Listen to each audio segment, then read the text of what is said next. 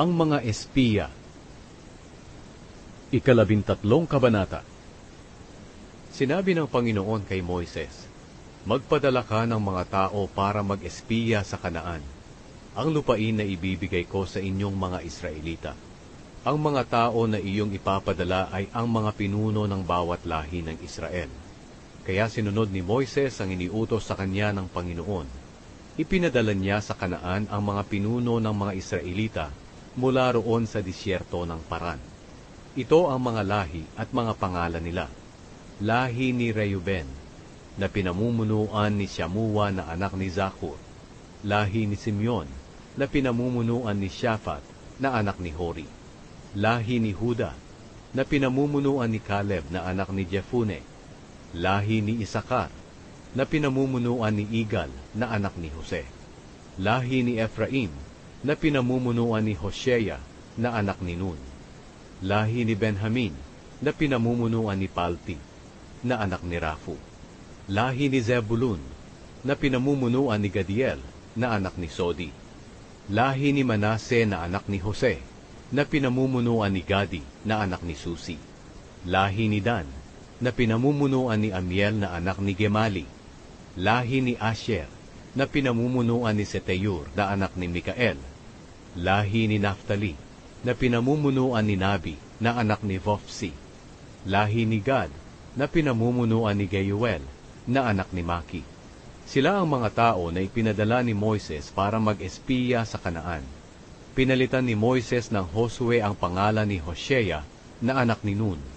Bago sila pinaalis ni Moises para mag-espiya sa Kanaan, sinabi ni Moises sa kanila, "Maglakad kayo pahilaga at pumunta sa timog ng Kanaan, at dumiretso sa kabundukan. Tingnan ninyo kung ano ang itsura ng lupain, at kung malakas ba o mahina ang mga tao roon, at kung marami sila o kaunti lang. Tingnan ninyo kung anong klase ng lupain ang kanilang tinitirhan, kung mabuti o hindi. Tingnan ninyo ang kanilang bayan, kung napapalibutan ng pader o hindi. Tingnan din ninyo kung masagana ang lupa o hindi, at kung may mga puno o wala. At pagsikapan ninyo makapagdala ng prutas sa inyong pagbalik." Panahon noon ng paghinog ng ubas. Kaya naglakad sila at tinanaw nila ang lupain mula sa ilang ng Zin hanggang sa Rehob, malapit sa Lebo Hamat. Nagumpisa sila sa Negev hanggang sa nakarating sila sa Hebron, kung saan nakatira sina Ahiman, Sheshai at Talmai, na mga angkan ni Anak. Itinayo ang Hebron 7 taon bago itinayo ang Zoan sa Ehipto.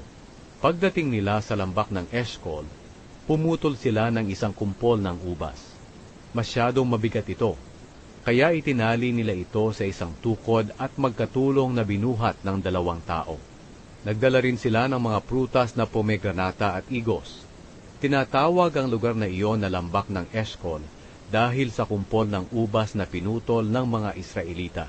Pagkatapos ng 40 araw na pag-espiya sa lupain, bumalik sila kina Moises, Aaron at sa buong mamamayan ng Israel sa Kadesh, doon sa disyerto ng Paran. Sinabi nila sa buong kapulungan ang kanilang nakita, at ipinakita nila ang kanilang dalang mga prutas. Sinabi nila kay Moises, "Pumunta kami sa lugar na pinapuntahan mo sa amin. Maganda at masaganang lupain iyon.